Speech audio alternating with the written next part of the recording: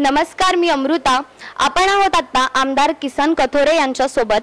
आपण जाणून घेऊया की आज 35 ग्रामपंचायतांसोबत जो परिसंवादाचा कार्यक्रम आयोजित केला आहे त्याच्या मागचा नेमका हेतू काय आहे. नमस्कार सर. नमस्कार.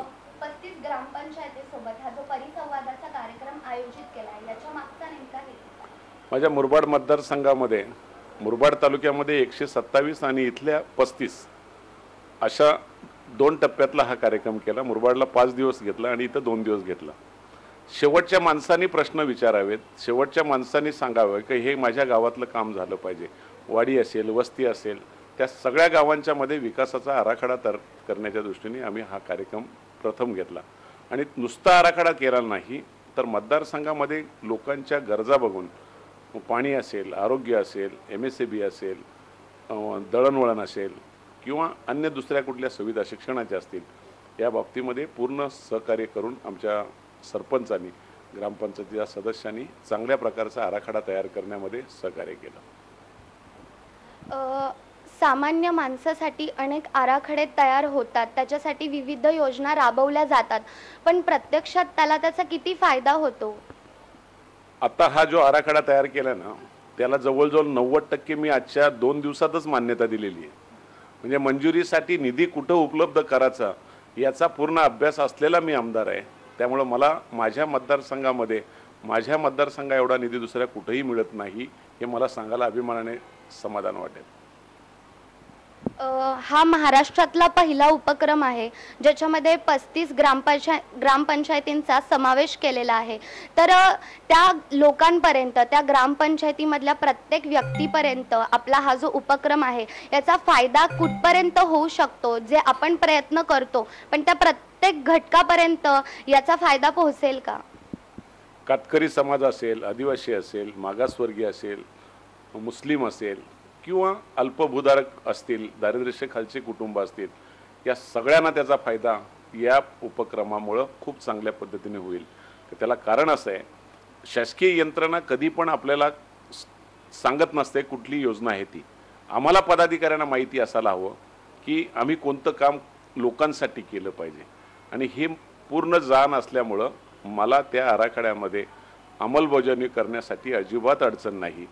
केवळ आराखडा केलाय असं नाही, प्रत्येक ग्रामपंचायतीला आम्ही त्याचं बुकलेट तयार करून देतोय, शिडी तयार करून देतोय आणि त्या गावाला ग्रामसभेच्या समोर सुद्धा ठेवायला सांगतोय.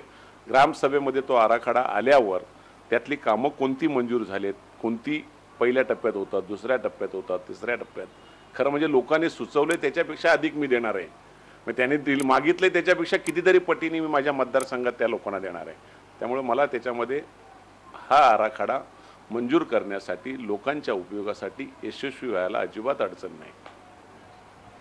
या कार्यक्रमामध्ये स्थानिक नगरसेवक असतील किंवा ग्रामपंचायतीचे सरपंच असतील यांचा कसा पाठिंबा किंवा तुम्हाला. माझ्या ग्रामपंचायतीच्या सदस्यांपासून सरपंच, उपसरपंच, पंचायत समिती सदस्य, आमचे काही नगरसेवक पण संबंधित आले होते, जिल्हा परिषद सदस्य आणि तालुक्यातल्या सगळ्या यंत्रणा अशा कार्यक्रमामध्ये एवढ्या चांगल्या पद्धतीने सहभागी झाल्या की त्यांना पहिल्यांदा त्यांच्या समोर अशा प्रकारचा आराखडा करण्याचा कार्यक्रम झाला. राज्यात कोणाला करता आला नाही. त्याला करता काय येत नाही, केवळ आराखडा करण्याचं त्यांनी सूचना केल्या आणि थांबलो नाही मी, त्याचं उत्तर त्यांना तिथल्या तिथे दिलंय. काय हे काम होणार आहे किंवा होणार नसेल तर त्याच्यामध्ये हा मार्ग आहे. त्यामुळे पूर्ण सविस्तरपणे त्यांना तो आराखडा तयार केलाय, तो मंजुरीसाठी केलाय. धन्यवाद सर. Thank you sir.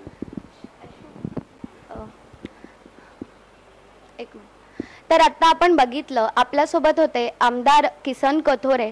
आता तरी स्थानिक लोकांपर्यंत किंवा सामान्यातल्या सामान्य माणसापर्यंत त्याच्या ज्या समस्या आहेत, रस्ते, स्मशानभूमी किंवा शाळा, या त्याच्या अडचणी दूर होतील आणि सामान्य नागरिक आता खुश होईल असं आपल्याला वाटत आहे. आमदार किसन कथोरे हे नेहमीच लोकांसाठी, लोकांच्या आशेचा किरण ठरलेले आहेत. आपण अपेक्षा करूया की त्यांच्या ह्या प्रकल्पाला लवकरच सुरुवात झालेली आहेच आणि सामान्य नागरिक आता तरी खुश राहील. धन्यवाद.